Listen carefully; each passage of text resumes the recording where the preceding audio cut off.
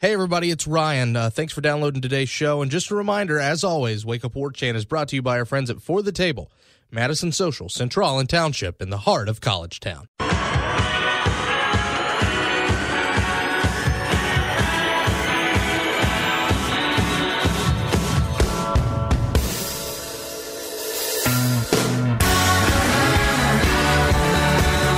That's right, ladies and gentlemen, from Tallahassee to Thomasville, and from coast to Atlantic coast, it's time to Wake Up War Chant here on 97.9 ESPN Radio, and it's a very happy Monday morning, September the 18th, to you and yours. A game week. Once again, I know it's weird to not have a game week, and it has been weird. Watching other teams play football while you just kind of twiddle your thumbs and say, okay, when we doing this, when we going, but football is back at Doak Campbell Stadium this Saturday at high noon. Florida State against the North Carolina State Wolfpack, and happy to be along for the ride with you. This is the voice of Ryan Kelly. I'm the director of digital media at warchant.com. That's Drew Hicken on the other side of the glass. He pushes the buttons. He slides the sliders. He makes things work over here. Drew, how are you today? I'm doing well. How are you? I'm fine, man. Hope you enjoyed the break. Hope you got to go home, spend a little time. Weird week, but fun week to watch some football. Yeah, a lot of good games on. I really enjoyed a lot of those Saturday night games. Maybe not so much the earlier ones, but kind of the same deal as the week before. There were a couple good games on at the same time. I wish they would spread those out a little bit, but I guess that's just how it works out nowadays a lot of the time. There's a lot of good stuff to dissect, and we'll do that later on in the show. But first of all, we have an actual football game to talk about, and that's a wonderful thing. And we're going to do that here. We're going to do that with Ira Schafel in the next segment. And then, like I said, we're going to talk a little bit about what maybe we think we've learned through 2-3 weeks of this college football season, and what do you still have to wait on? What do you still just kind of tap your foot at and say, yeah, if we go to week 6, I think I could be sure of this. But until then, just kind of scratch your head. But regardless, thanks so much for waking up with us here at 6 a.m. on 97.9 ESPN Radio or streaming over the internets. WTSM, that's the app. That's also our call letters. It's a great app. Download it. I'm not just saying that. It's a good tool. Go back and listen to everything that the Sports Monster has to offer you. The TuneIn Radio app works as well if you feel as though you must use that. ESPN Tallahassee, too, of course. WarChantRadio.com is where we keep our podcasts. We also keep them on iTunes, Podcast Republic, YouTube. There's a plethora of places that you can find this show. And regardless of how you do it or where you do it, we certainly do appreciate it. And if you like the show, why don't you give us a good review? 5 stars, good review, helps us out. And if you subscribe, it also helps you out, too. Gives you a brand new episode right there in the palm of your hand. You don't have to go looking for us. It's right there, ready to go for you. radio@warchant.com. There's your email address. I have a feeling we might get some questions this week. And, of course, at Wake Up War Chant, your Twitter account, if you want to go muse 140 characters or less. Florida State and North Carolina State. This is going to be an interesting one at high noon. And I talked about it with Ira last night when we recorded that interview. Sleepy nooners suck for fans, especially now that this is the home opener. I get it. I completely understand from a ESPN perspective and that perspective, in that they consider a noon game bigger than a 3:30 because it's complete national coverage. It's not being mirrored on ESPN2. This is a game that, well, let's face it, people want to see Florida State. We are literally a month into this season, and people have seen Florida State a whopping one time on national television against a team that rarely loses. People want to know exactly what the Noles are all about. This is a sleepy opportunity on a sleepy nooner to do this, and I think that's good for Florida State in that it keeps the pressure off of them. It keeps the pressure off of a new quarterback waiting for new expectations, and that, listen, this is a noon game. Are people going to be watching? Sure. But this is not the national championship. This is not something that's going to completely decide everything about your season. It's a noon game against NC State, and more on NC State in a second. They're talented, sure. Is their defensive front great? As advertised, when they play to their potential. But I think it goes completely about that. You're playing against a team that often doesn't play to its potential, and especially under Dave Dorn, hasn't played to its potential against Florida State. If he ends up getting canned this year and Florida State wins on Saturday, here's a fun little stat bomb for you. He becomes the first NC State head coach since Dick Sheridan. That's early 90s, late 80s, folks, to never beat the Florida State Seminoles at NC State. I'm not trying to tempt fate there. I'm just telling you that every single coach at NC State, Mike O'Kane, Chuck Amato, Bill O'Brien, they've all found ways to do it. Only one of them's found a way to do it in Tallahassee, and that, of course, was Chuck the Chest. But it's been since 92. And by the way, Florida State only played Dick Sheridan one time. That was when they joined the ACC in 92. Sheridan was fired that season. That's the last guy there that wasn't able to beat FSU. It's been a while. But you take a look at the run that Dave Doran has had against Florida State and Clemson, and, well, it's not good. He's never beat either of them, which has kind of been a tenet of what NC State coaches have been able to do. We'll keep you around if you can beat one of these guys every now and then.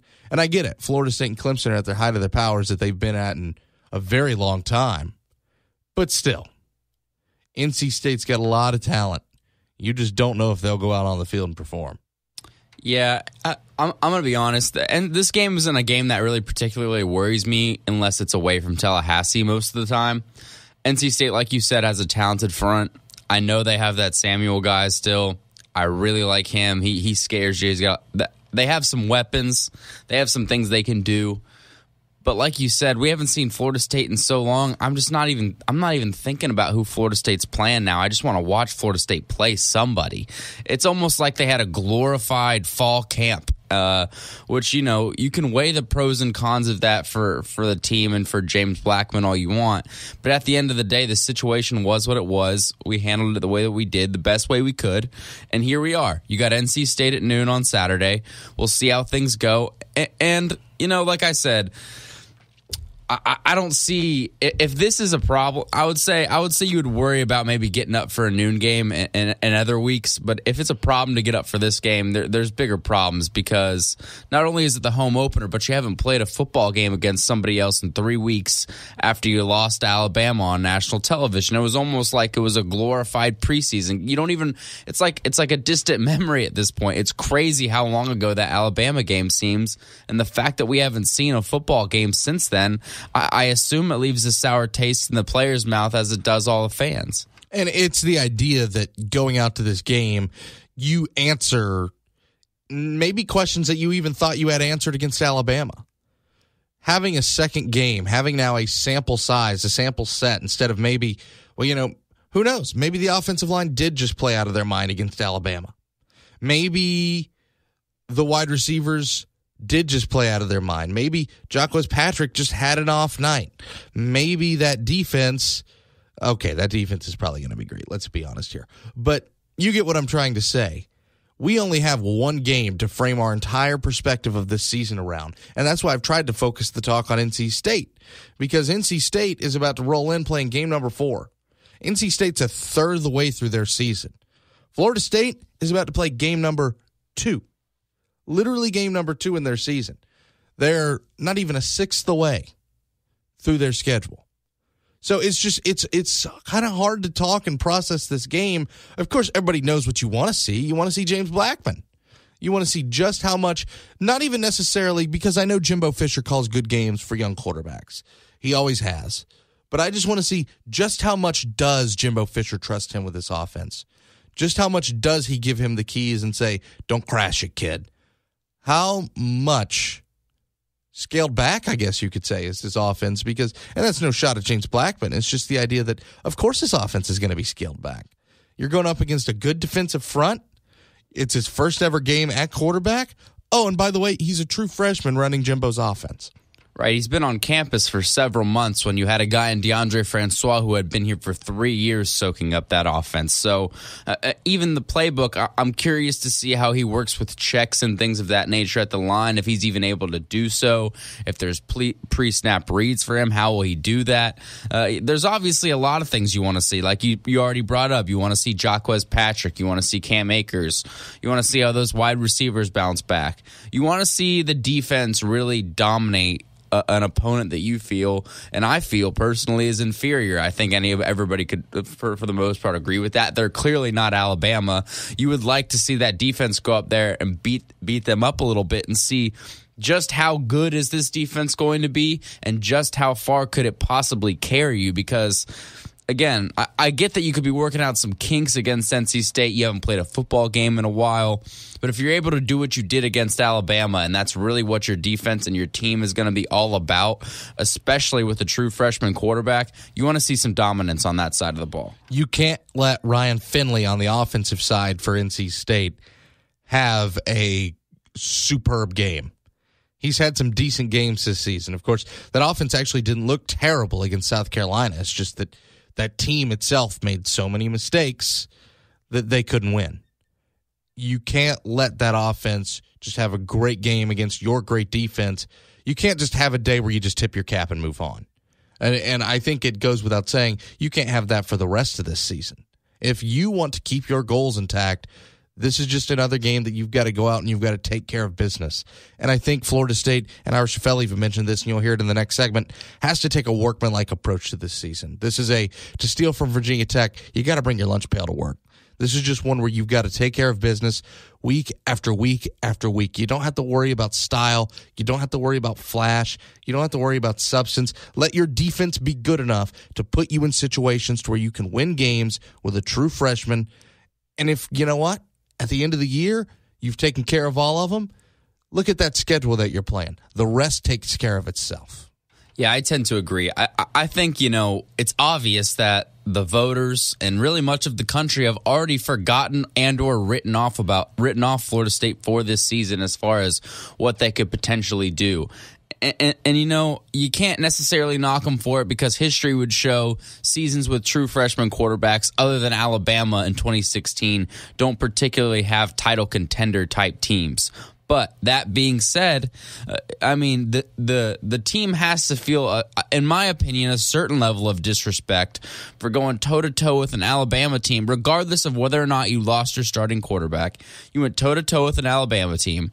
You got dropped all the way to 10. You haven't played in 2 weeks, and they dropped you another 2 spots. So now you're at 12 all of a sudden when you were at 3 a couple of weeks ago. You lost 1 football game to Alabama that, let's be honest, take away some miscues and whatnot. You're right there. You could have won that football game. And the problem is really this early in the season is you don't have much to base these other teams off of other than of who have they played already and how have they looked. So you go back and you look at the NC State and you saw that they lost that game to Carolina, and Carolina went and lost to Kentucky by 10 this weekend. You sit there and you wonder, well, how good is Carolina? It's so early, and you want some, like you said, you want some questions to start being answered and start to get a little bit better of an idea of what kind of team you actually have. Speaking of which, congratulations to the Kentucky Wildcats, who are the new champions of life after defeating the reigning champions, South Carolina, at Williams-Brice Stadium over the weekend. Kentucky takes that title, puts it on the line against the Gators this Saturday, which, by the way, would be the funniest thing to ever happen in Tennessee if the new reigning champions of life became the Florida Gators.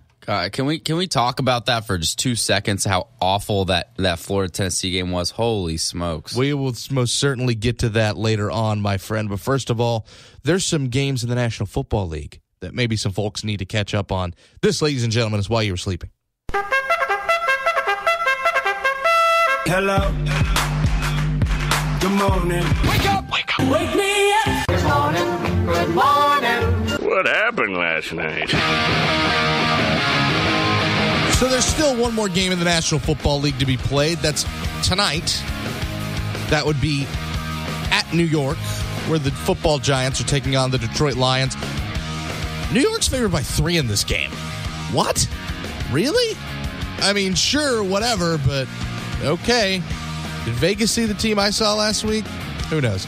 Maybe you need to see that team at Madison Social tonight or anywhere with our friends at For the Table. That's where you can find Monday Night Football over there. And, of course, the best drink specials in town right there in the shadow of Doak Campbell Stadium. Figured I'd get that in before I let you know that Baltimore wins at home 24-10 over the Cleveland Browns. Cleveland maybe not hanging as much in this game as they did last week, but again, not a horrific showing, at least score-wise, from a team that's supposed to be as hapless as any in the AFC North. Also, can I just say this? Cleveland ain't the worst team in the AFC North, fam. It is most certainly Cincinnati. Cleveland actually looks like they play the same sport as the teams they play. That's just my thoughts. Carolina, they win an ugly one, 9-3 over Buffalo. Can we talk about Cam Newton? Can we do this, Drew? Dude's 20 of 32, 228 yards. That's not super. That's very pedestrian. Colts win in overtime, 16-13 in a game where nobody asked for free football, but we all got it anyway. Carson Palmer, 19 of 36, 332 yards, 1 touchdown in that football game. Jacksonville. 37-16 at home in a game that was probably a little closer than that had your defense not given up. Blake Bortles, 20 of 34, 223 yards, 1 touchdown. You know what? Screw you, pal. Screw you. And you know, it wasn't all on Bortles, but he is miserable to watch. There's really not much else to say. And again, the defense is fine. It's just when you play 100 snaps, what do you want them to do? Tennessee continuously got the ball in Jaguars territory because the offense was so inept. They couldn't move the ball. They would turn it over. There was penalty after penalty after penalty.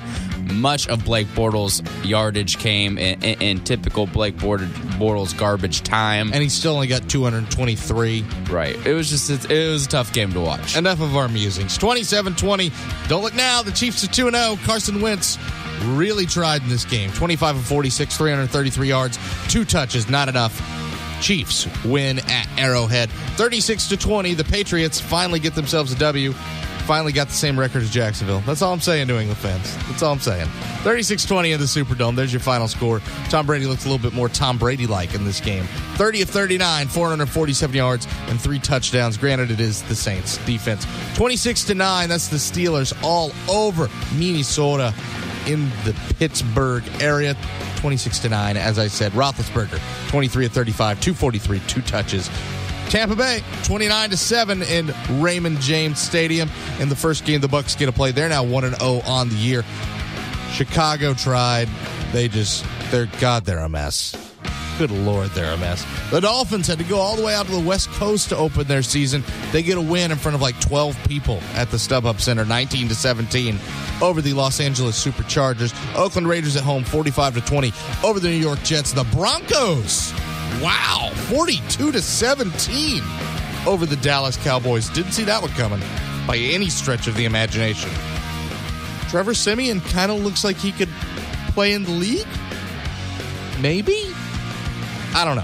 But the Horsies get a big one at home at Mile High. 27-20. Washington goes to Los Angeles and gives themselves a 27-20 win over the Rams. Seahawks 12-9 over the San Francisco 49ers. No thank you. Ew. And finally, Green Bay made it look decently respectable, but make no mistake, Atlanta dominated the Green Bay Packers from start to finish last night. 34-23. And as much as we've talked about Super Bowl letdowns over the last couple years, again, it's week 2. And yeah, they didn't look great against the Bears last week. But Drew, I think it's safe to say that offense is going to be just fine, even with a new offensive coordinator in Steve Sarkisian. Yeah, I got to say, I'm pretty surprised that Atlanta has bounced back as good as they had, because my overall thought was kind of, Atlanta's not really the team that goes to the Super Bowl every year. And how do you really come back from you've seen the Matt Ryan commercials and everything he said about the 28-3, and he says all the right things. But how do you really come back from that? And they've looked good 2 weeks in, so we'll see. We'll find out. When we come back, it's Ira Shafel on Wake Up War Chant. 97.9 ESPN Radio, brought to you by your friends at For the Table.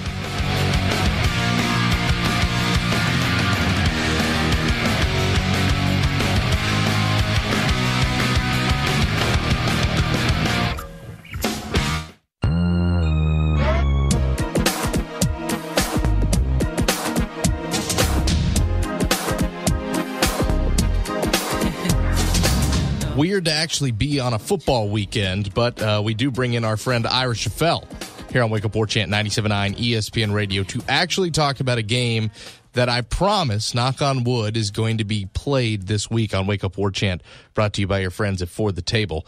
Ira, happy football all over again, I guess, man. Welcome to the second season.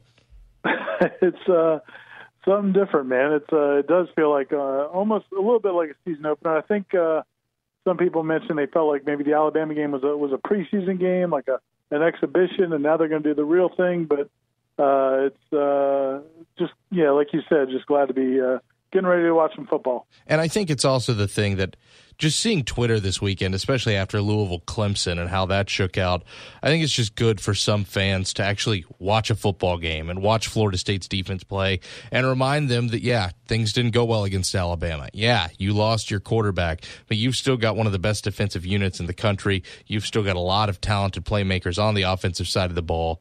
And there's plenty to play for, and you get to do it against a team that's very, very experienced and very, very good to start it out of the gate with NC State. And, sure, you've definitely got a coaching edge, but this is a Wolfpack team that's going to test you, but still a team that I think Florida State's going to, well, let's face it, Vegas has them as a 12-point favorite for a reason. A game you should win, but a game that's still going to test you. Yeah, and it's going to be a little bit different. I mean, I think, going into the season back during the preseason, I think most of us thought the NC State game would be a decent challenge because, they're pretty good up front defensively. And Florida State, we had a lot of questions about FSU's offensive line. I think in the Alabama game, I think you felt pretty, most people felt pretty good about the offensive line overall. It wasn't a great performance.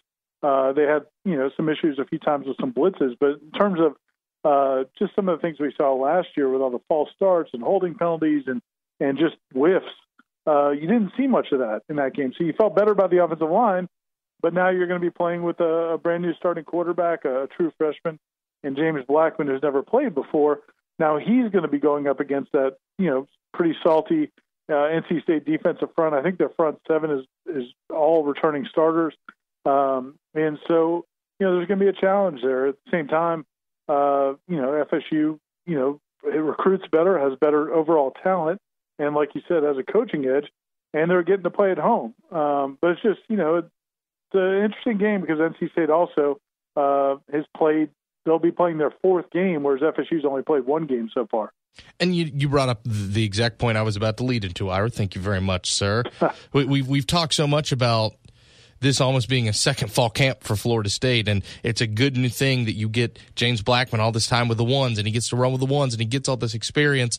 Well, Ira, you're a fan of the NBA. You're a fan of the NBA playoffs, and you know a great thing after a team completes a sweep in a playoff series. What do we always say? Rest versus rust. And I'm very curious to see what happens on Saturday when rest goes up against rust. Is Florida State fully prepared and ready to roll because they are, going through a second fall camp to a certain extent? Or are they banged up? Are they bruised? Well, not even necessarily banged up and bruised up, I guess, more than just maybe not ready to face a team that's literally played a quarter or a third of its season.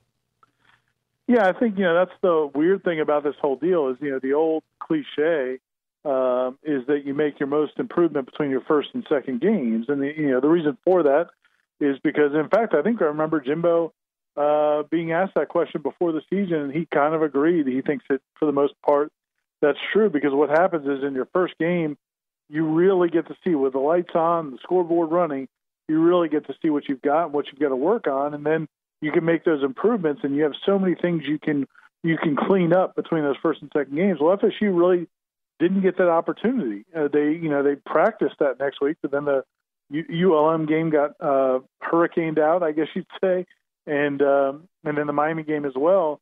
So they've gotten to practice, they've got to work on those things, but they haven't actually had a chance to go out and show what they've cleaned up. Meanwhile, NC State has had two more opportunities after their season opener. They lost to South Carolina, then they've had a couple of tune-up games where they've been actually been able to kind of work on things against another team. And granted, FSU's offense going up against FSU's defense in practice, both sides are seeing better talent than NC State saw in either of their second and third games against Furman and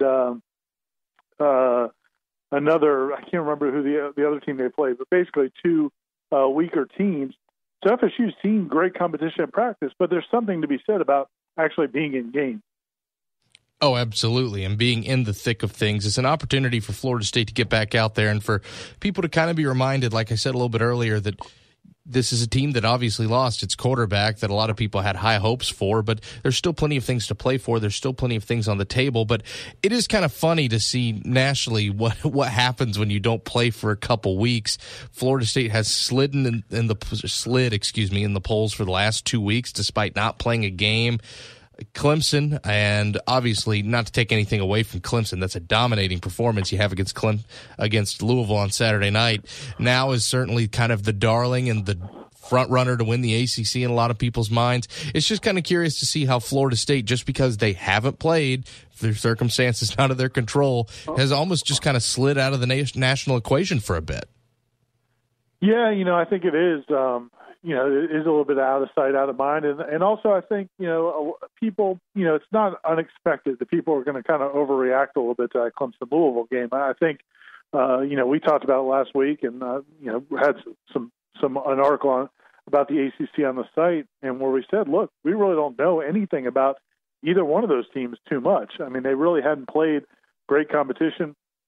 Louisville looked, really good in their first couple of games, but they didn't play a defense. Well, they got to face a real defense against Clemson, and Clemson kind of wore them out. Now, Clemson, looked really good in that game, but I don't know that they went up against a great Louisville team.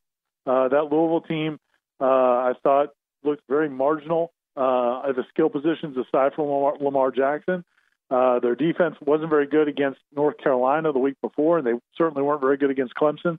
So, everybody, you watch that game, and like you said, if people are putting FSU out of their minds and they're looking at Clemson and Louisville as perhaps the two best teams in the ACC, just because they're the two teams that are playing and that have been playing the last couple of weeks, and Clemson, kind of handles them that easily, you say, okay, well, Clemson clearly is the best team in the conference. Well, we'll see. I don't know that we know how good Louisville is, and if Louisville's not that great, then maybe Clemson isn't quite as good as they look. And then, of course, we see Auburn come out this weekend and struggle against Mercer. And I think it's all just kind of relative in that we always love to overreact about everything in the first month of college football. And it's not just Clemson, it's coaching jobs, it's situated. Remember this time last year, Clay Helton was fired at USC? There was no way he had a second season ever, and now he's probably got the number one pick in the NFL draft next season and a top 5 team that had to stave off, granted, a scare from a not-so-good Texas team. But it's amazing to me the judgments that we can make in September. But for Florida State, it all starts here. The second season has begun, and it starts this Saturday against the North Carolina State Wolfpack. You mentioned it a little bit. This is a very experienced NC State team. Ryan Finley has almost already passed for 1,000 yards. They've got 2 running backs that have 30 carries apiece at the very least, and Cam Akers has 30 yards, and you were very right to point that out in your Insider Report piece, which is up now on warchant.com. This is a team that's ready, that's been through a bunch of games. Meanwhile, Florida State just getting ready to kick the tires on this season. Overall, a home opener at noon. I don't think it's that bad of a thing that it's going on at noon if you're Florida State. Now, for the fans, it sucks. I understand. Having to tailgate at 7 in the morning is not the greatest thing in the world. But for Florida State, it's just kind of a sleepy nooner. It's not something where the weight of the world is on them, where a ton of eyeballs are watching. It's a noon game where you can go in, maybe take care of business and get rolling, take care of your business and leave. Yeah, I think FSU probably will take a very business-like approach to this game. I think that there's going to be a lot of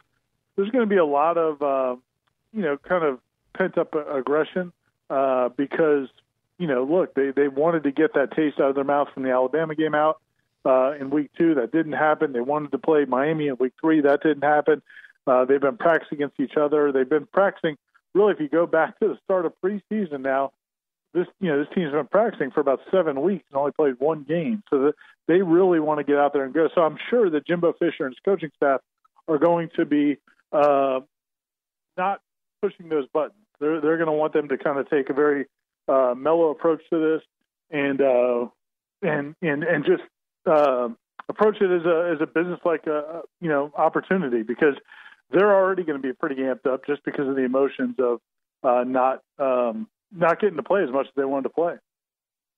Ira, two more questions, and I'll let you go, my friend. First of all, it's been a very mentioned thing about flipping that Miami game. That's you're going a lot of games without a bye week here. I know you talked to Jimbo Fisher a little bit about that. How does he feel about this team taking up that challenge?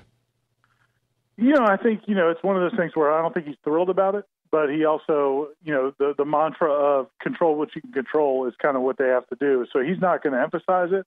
I think that what they will do is they're definitely going to tailor their practices a little bit differently than they would normally. And this is something they did in 2015 when they had 9 straight games without a bye to finish the season. This year it'll be 10 straight games.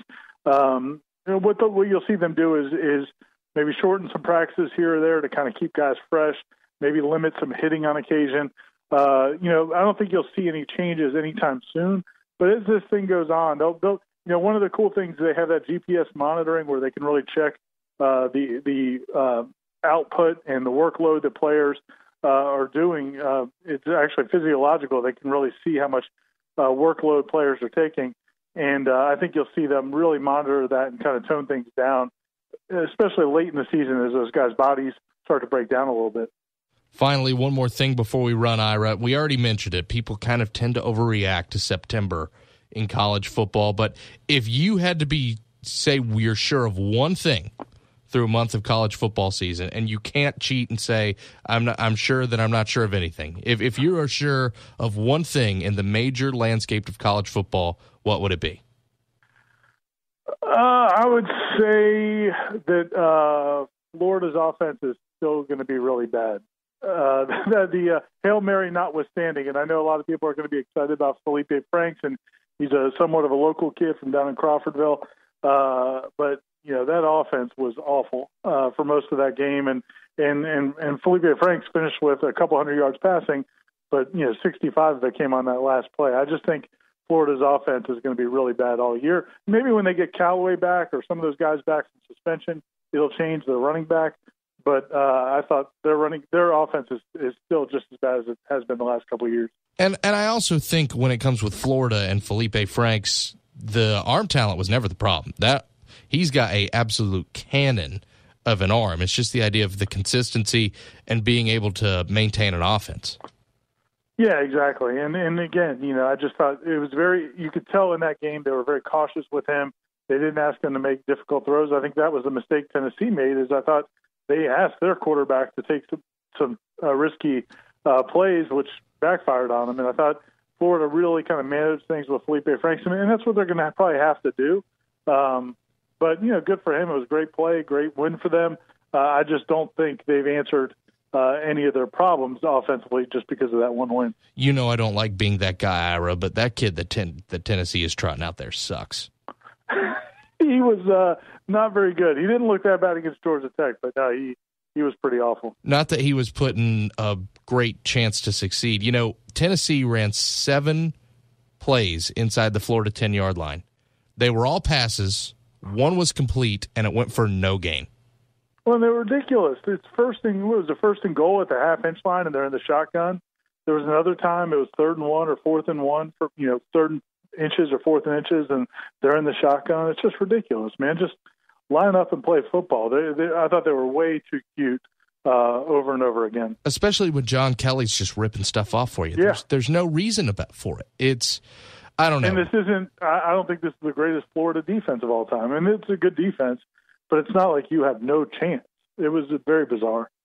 Just a strange game overall. I'll tell you what I'm most certain of, and that's instead of just playing a Big 12 season, can we just have Oklahoma and Oklahoma State play a best-of-13 series, and the winner goes to the playoff? The Oklahoma State team looked pretty fun, for sure. But listen, I love Pat Narduzzi, but what a 2 weeks for Pitt, man.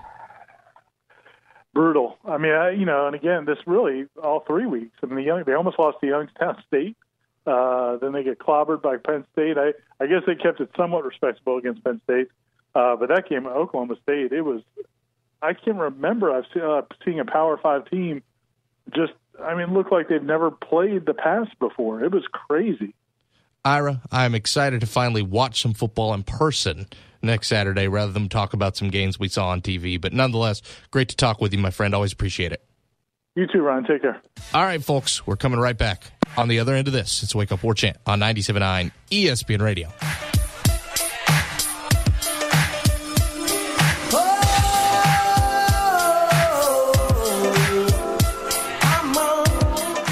Yes, Florida State just landed a 5-star commitment. I don't see that anywhere online. How did you get that news so fast? I'm on the new warchant.com app. I get news updates and scores pushed to my phone instantly. How much does it cost? It's free. Just go to iTunes or the Google Play Store, type in Warchant, and install it on your phone. That's it. A free app that keeps me constantly up to date on Florida State sports and recruiting? Wow, that makes it incredibly easy to follow my Seminoles and never miss out. With the app, you'll also get quick access to all the stories and features on Warchant, including the ever-popular message boards that feature thousands of fans talking about the Noles. Warchant.com, your ultimate Seminole source. I'm sad alone in a boggy marsh, totally motionless except Hey, if you got nothing to do Friday, 5 to 7 p.m., why don't you head on over to Madison Social? War Chant pregame party. First game of the year. Some of the War Chant staff's going to be on hand, meet and greet, mingle with the folks, have ourselves a good time. And, oh, yeah, by the way, we've got some former Florida State greats who are going to be bartending at MadSo. And the tips are all going to help the Kids First Fund. All of those proceeds going that way for those tips. Kurt Carruthers, he's the first guy announced. We got more guys coming throughout the week. Make sure you're staying tuned for that. So I mentioned it with Ira on the last segment, and I mentioned it at the beginning of the show, Drew. There's, well, let's face it. We've been through 3 weeks of college football, and I don't feel like we've learned a whole lot. But here are the things I feel very, very certain that we've learned about. Clemson's defense is legit and for real. Absolutely 100%. I'm with Ira. I don't know how good Louisville is. I really don't. I don't know how good those receivers are. I don't know how good that team is surrounding Lamar Jackson, but I do know this.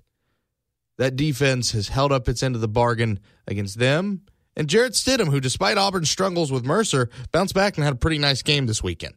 Yeah, I really felt like that Louisville game was gonna be interesting because I think the most surprising thing about that game for me was Clemson's offense. That really kind of caught me off guard a little bit. I thought that Louisville would have the firepower offensively to be able to put up enough points to give Clemson's defense enough a fit and have their offense try to play catch-up. But the thing I think we all kind of forgot about it is just how dominant Clemson's defensive line and how dominant their offensive line was against Louisville's D-line. The fronts in this game were really what I thought made the huge difference. To put Lamar Jackson at the end of the day got his, but it was all in garbage time. I mean, they put the clamps on this guy, and that's no small feat. I don't really care how good or not good Louisville is. When you shut down Lamar Jackson, you did a pretty good job. So I agree with you. Clemson's defense is definitely for real. If you're going to win that game in November in Death Valley, it's going to have to be a gross defensive struggle. I learned another thing from that Florida-Tennessee game, and it's something I think a lot of people aren't taking out of that game, and that's if Georgia doesn't win the East, I'm a very mad Bulldogs fan. Yeah, that was like the best, worst game I've ever seen. The ending was it was exciting. It wasn't awesome. I was obviously pretty bummed by the ending, but I'll say this. I mean, Franks looked not good all day, and then you unleash a 65-yard bomb. And it was as great as a throw as it was as a terrible defensive play by the safety. But again, it all starts why they're in the coverage that they are with 9 seconds to go. I don't know. And I think there was, to be honest, I went back and looked at the play. There's 3 or 4 people on the play wide open. So it really didn't. And behind those two. Yeah, it really didn't matter who Franks was going to throw it to. There was going to be some issues there. And to lose to Florida like that, 2 out of the last 3 years, I don't know what they're doing. But it was both of those football teams, no matter what, forget the last play because that's all people are thinking about. Both of those football teams are not very good. I think Georgia really, really, if you're going to win the East, there's really not better a time than now. Finally, I've got 4 teams I can trust. 4 teams. I think I can trust Clemson. I think I can trust Alabama. I think I can trust Oklahoma State. And I think I can trust Oklahoma. I do. I know that's kind of weird for me to say that about the Sooners, but those are the only 4 teams who, and granted, not all of them have played a bunch of superstar teams, but those are the only 4 teams that have come out and consistently taken care of business. If they played a good team, they shut them down. If they played a bad team, they beat them off the face of the earth. That's just kind of how it's worked for those 4. I can't say that about USC. I want to, but you ought not struggle with Texas the way you did this weekend, even if it produced as awesome of a game as it was. If you're Ohio State, you struggled with Army until late, and that's not to say Army isn't better, but they ought not be taking you to the wire late for you to finally get some cushion on them at the very end of that ball game. I just feel like there are way too many teams with way too many questions, Michigan being chief among them. What are you doing with that quarterback situation? And you know what? I will say I still don't think they're the greatest team in the world, but I think I can trust Penn State. I do think I can trust Penn State, especially now knowing what we know about Ohio State and Michigan. Yeah, I do think Penn State or Wisconsin is going to be the team that's there in the Big Ten at the end of the year. Michigan, they'll be there. They'll be 9-3, 10-2-ish, just strictly off schedule basis, but they're not a very good football team either. I thought they would be better than they were, but Wilton Spade is just not good enough to take that team far enough. And really, for me, the biggest takeaway of this Saturday, I got a lot of questions about USC.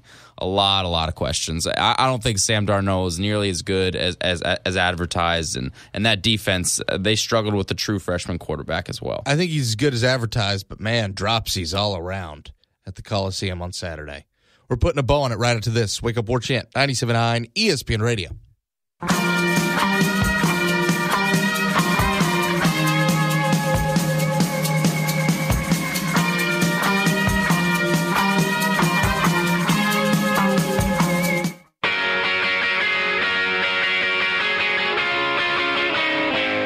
Boy, that's appropriate. Last week tonight cleaned up at the Emmys yesterday evening as we put a bow on it here.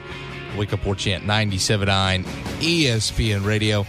Let me say this. I know I'm late to the party here. I know social media kind of picked up on this, and I know we got to go really quick, so I will say this very, very quickly.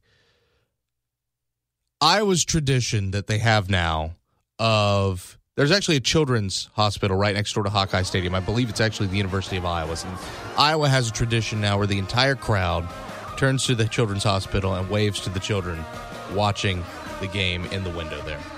It's classy. It's really, really classy. Good stuff from them. Good stuff from you, Drew. Appreciate it as always, my friend. Thank you. Thanks to you guys for listening. Mike and Mike's up next, 97.9 ESPN Radio.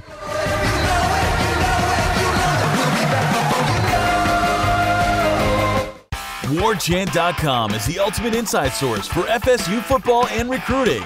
And now you can get in on the action for free for an entire month. WarChant.com is offering a risk-free 30-day trial subscription. Get full access to the #1 website covering the Seminoles just by entering the promo code WarChant30. That's WarChant30. Sign up and get in on the world's most active FSU message boards. Receive breaking news, stories from our award-winning staff, plus get exclusive interviews and videos. Just enter the promo code WarChant30. WarChant.com, your ultimate Seminole sports source. Hey, thanks for downloading today's show. If you haven't already, why don't you rate and subscribe us? We certainly do appreciate it, and of course, we appreciate you listening anyway, so just go ahead and click that right there. You know you want to. Come on. Come on. Thanks again for letting us do the show. We love giving you all the football, basketball, baseball, recruiting, all year round. Not just football season, not just spring practice, but hopefully giving you the freshest and newest FSU content every day. Thanks, guys.